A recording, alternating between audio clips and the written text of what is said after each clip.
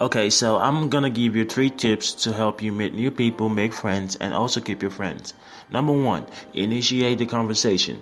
90% of people are always open to meet new people, but these individuals are somewhat nervous to start up a conversation. They might be scared that they might come out as awkward. Be open to initiate conversations. Don't be scared to be awkward. It is okay to be awkward. Everyone has been awkward at some point in your life, so no one's gonna shed to you about that. One trick I usually use to initiate conversations is by smiling and making eye contact with an individual I want to approach. This is your cue to approach them and talk. Make sure you're confident. I usually have this at the back of my mind to give me confidence. I tell myself if shit goes wrong, it is not the end of the world. I will just learn from that and try next time. And from what I've seen so far after having that at the back of my mind, it's nothing but a pleasant conversation. Most guys always ask or search for pickup lines to use when they want to talk to a girl. But guess what? 90% of guys are doing exactly the same thing. And you don't want to be doing that same thing 90% of guys are doing. And guess what? The pickup line you might be trying to use has already been used on her before. So this is how I go. I go up to the person I want to meet and I just ask how the person is doing. That's simple. Just ask how the person is doing. Introduce yourself. Hey, I'm Eric. How you doing? And they're gonna introduce themselves, and that's how the conversation starts. I usually look at what they're wearing to pick a topic to talk about. For example, like if I want to start a conversation with a guy or with a girl, I usually like look at their shoe, and if they happen to wear like an Air Max 95, I could be like, oh wow, you have an Air Max 95. You must be really into shoes, huh? And boom, that's it. That's how you start a conversation with them. Just picking out something that they're wearing and just talking about it. And guess what? They're gonna reply with, yeah, I like shoes, and they're probably gonna talk about all the collection of shoes they have.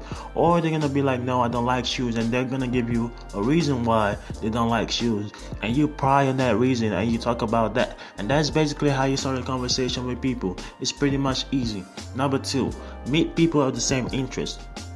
The best way to meet people and keep friends is to meet people of the same interest. Meeting people of the same interest already give you what to talk about and also make both parties interested in the topic you are talking about. There's a website called meetup.com where you place a topic or an occupation just to meet people around your area to talk and meet up about your interest. Basically, it's just a meetup to talk about interest and see people that are like interested in what you're interested in.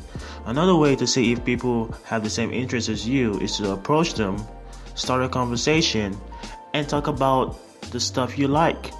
And if you find out they don't resonate well with the stuff you like, you just change the topic and ask them what they like. And maybe if they tell you alongside on what they like and you happen to find something you like, you talk about. For example, people love talking about themselves. Once you ask them what they like, they're gonna tell you about their perspective, their interests, their likes. That's why this question works very well. People love to talk about themselves. Let them talk about themselves. And if along the line they talk about the things they like and they mention something you're interested in, pick it out and talk about that stuff they're interested in and you're interested in when they're done talking.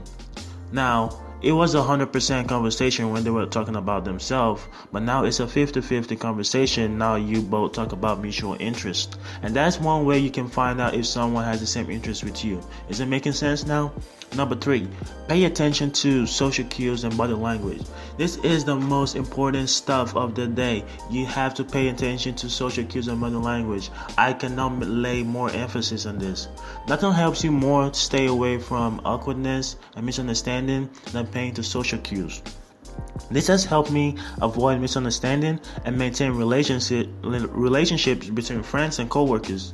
If you smile at someone and they see you and they turn their face without a responsive smile or a smirk, that means it's a no. That person's probably have a bad day and you don't want to pry or disturb that person.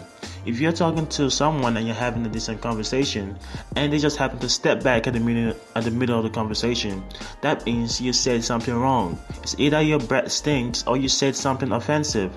This is where you end the conversation or you improvise to talk about something else. If they fold their arms when all of a sudden when you're talking about the topic, that means you also said something wrong. In psychology, folding of arms mean they're creating boundaries or they're reserving that topic not to talk about. And if they nod their head sequentially and have their legs facing you and maintain eye contact, any one of these is regarding a good conversation. That means you're doing a pretty good job at the conversation. There are a lot of social cues and body language that are incorporated, but these are one of the most popular, basic, and useful ones to use.